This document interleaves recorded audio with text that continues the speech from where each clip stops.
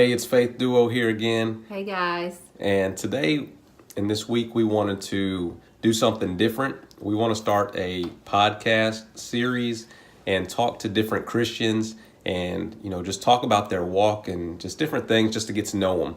And this week, we interviewed her great grandfather, and we only did I only did a small snippet of it. And it was great to talk to him. Hopefully we'll have maybe longer conversations with the people that we do, but we only have, I think, a 13-minute clip of talking to him. So his name is John Maynard, and he was an elder in the church for about 40 years. And, basically he raised about 3 generations, I think. And he taught us all to, strive to live for God, because that's the best way to live life, and it's where you get the fullest out of life. And I remember him growing up in church because he was an elder. We went to the same church, and he's just one of the the main guys that you look up to. He was just one of those elders or older men that you look up to, and I don't know, he looked like he should have been like playing a movie, like actor. He should have been an actor. He just has one of those faces, and he just has wisdom in everything he says. And I'm, honored to be able to talk to him and, get his story. Well, he's pretty great, when you live with somebody like that, whenever they make a mistake, you like hone in on it, like even funny mistakes or whatever, because you always like waiting for them to mess up. You're not waiting on it, but like they never mess up. So when they do, it's like so funny because, they just carry themselves so great. Right. And it's definitely good to talk and hear from different people and, see how they took on life and what you can get out of it. Right. And he's been through a lot, and so he has a lot of experience and wisdom, and it was, like I said, it was great speaking to him, and it was an honor just to get to know him better, just because I married Victoria. Like she said, those people that you look up to and see, like, they have it all together, you feel like. And I just go over his house now and, see him sitting in a different environment on his couch or in a robe or something. It's funny to me, and it is funny, and just to see him in a different light. But I hope y'all enjoy this interview, and we'll be bringing more to you as well on the podcast. We'll get you all that information later on because we want to get that set up. This is John Maynard. This is Victoria's great grandfather, and we're excited to have him. He's our first guest that we're going to interview. And we have a few questions that we're going to ask to you. And feel free to, say anything more, any questions I don't ask. So, but the first question is, what's your go-to order at your favorite restaurant?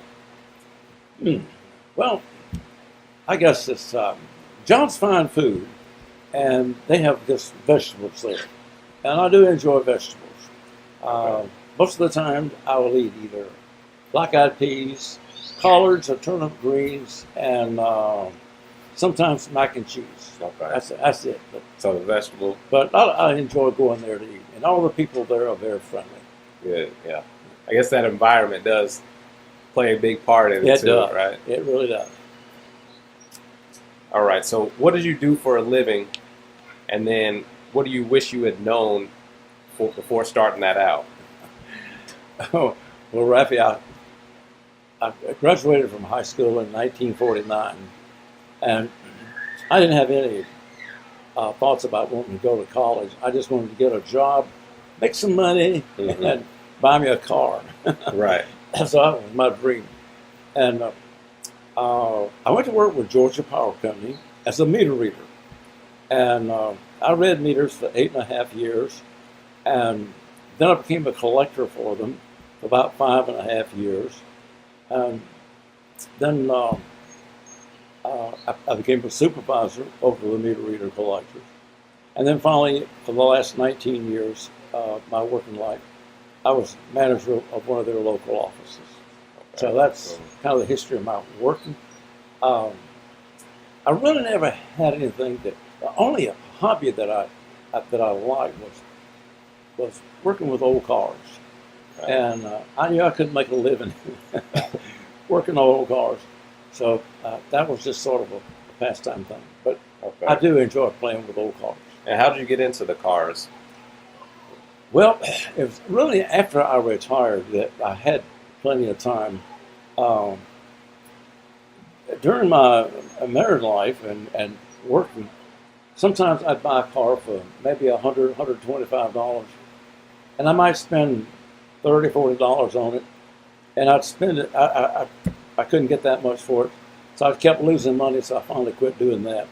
But after I retired, I went to a car show and I saw the '57 Chevrolets and '55s. But I had a desire to rebuild a '57 Chevrolet hardtop, and I was able to do that, and that was quite an accomplishment.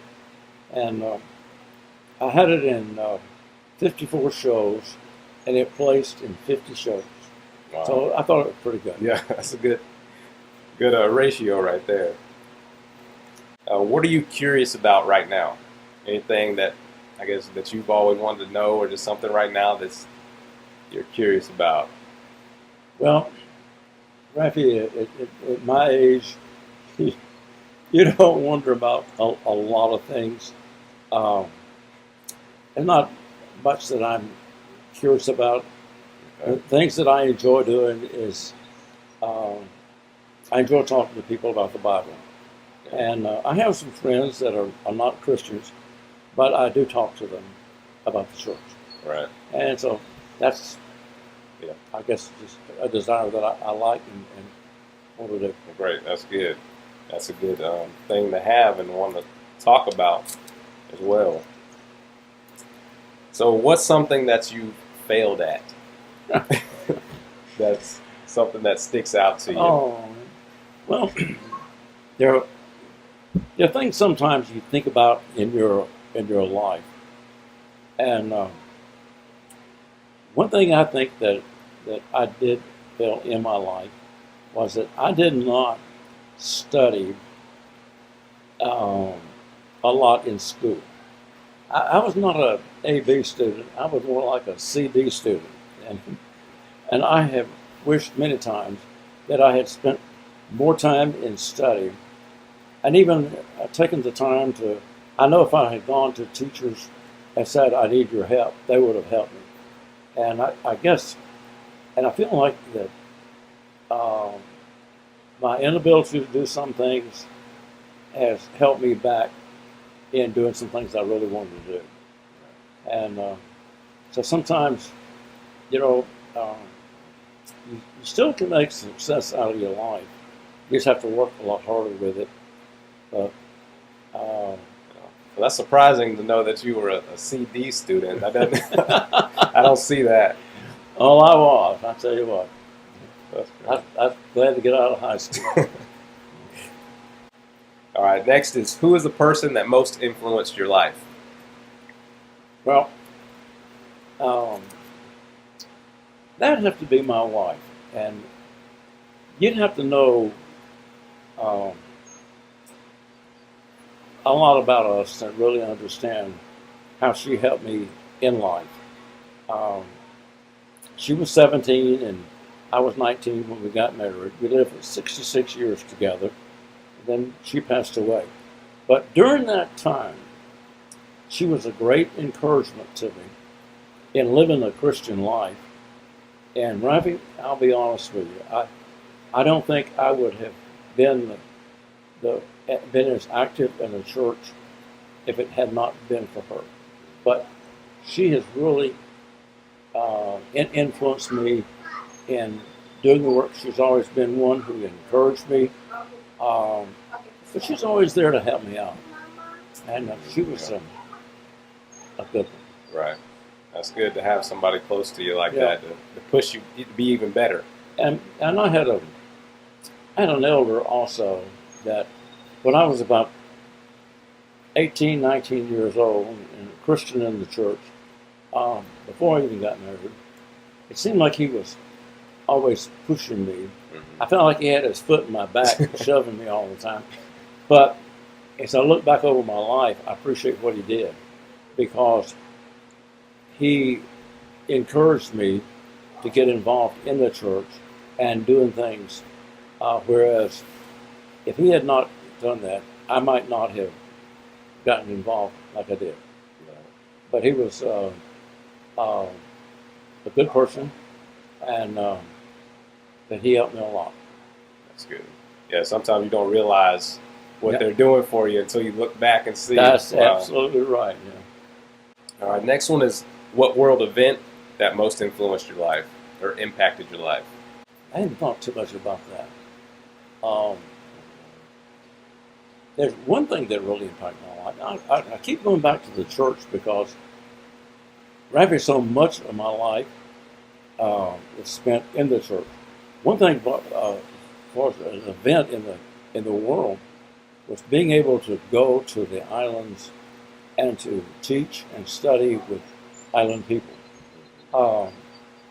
It was something that I had been out of the United States on one other occasion. I've been to Ireland, but then when I went to the islands, and working with a missionary there, you really get to know the people. Whereas when I went to Ireland, they were just showing us that it was like a tour thing. They were just showing you all the good spots. But over there, you really got to see what the world was like. Right. And it made a real impact on my life. Next one is, why are you a Christian? Well, the main reason that I am a Christian, I want to go to heaven. And the only way you're going to get there is by living the Christian life. And you can't get there any other way. It's only through Jesus that you can get to heaven. And but I enjoy living the Christian life. I enjoy teaching. I enjoy studying with other people. But it's such a reward when you think about what heaven is like. Sometimes, as you read the scripture, it doesn't really give you a lot about what heaven is like. It tells you some things that you might relate to, but I'm not quite sure heaven is going to be, the streets are going to be paved with gold. It tells us things like that to make us realize the importance of it or the value of it. And so I look forward to being there in heaven with God and Jesus and others. Right. Because like you said, it says it's going to be paved like streets of gold, and that's like, gold is like what we, hold up real high. Yeah. And so I know it's going to far surpass gold. Yeah, it certainly will. Yeah. All right, last two questions. What's the hardest part about being a Christian? Sometimes, Rafi, it's just getting up and doing what you're supposed to do. Sometimes our energy level might not be exactly where we would like for it to be, but I don't really find it hard to live the Christian life. You need to avoid the worldly things and spend your time in thinking on good things in life and time on what can you do for others. And if you do that, you can find that you can have a good life. And I don't really find it all that hard to live the Christian life. I know as younger people that it is very hard because there's so many things in the world today that pulls you away from God, from the church. And but as you grow older, those things don't mean that much to you. But as being a young person, I'm just thankful that I'm past that age and that I'm where I am today. Right. It gets easier. It's easier. Like working out a muscle, right? All right. All right, last question is, what's the best thing about being a Christian? Oh man, you have a good conscience because you do what's right. You treat other men like you want to be treated, and you ask God to forgive you your sins. You know that He will, and you have a good conscience, and you're able to sleep at night. You're able to go about your life without worrying about somebody else's. You know, have I done something to offend somebody else or whatever? You Christian life is just great. Okay. All right. Well, I appreciate your time. Is there anything else that you want to add or something that you feel like you want to talk about? You know, Anything else? Okay. I appreciate you, son, and I appreciate the good work that you do. And we all just need to stay busy about the Lord's work. It's very true. Yes, sir. That's why we're here. All right. Well, I appreciate you. Thank you for your time. Yeah. Hopefully, y'all enjoy this. And if you have any ideas or questions that we need to ask, definitely let us know. And so we can get those in there. All right. Don't forget to like, share, and subscribe.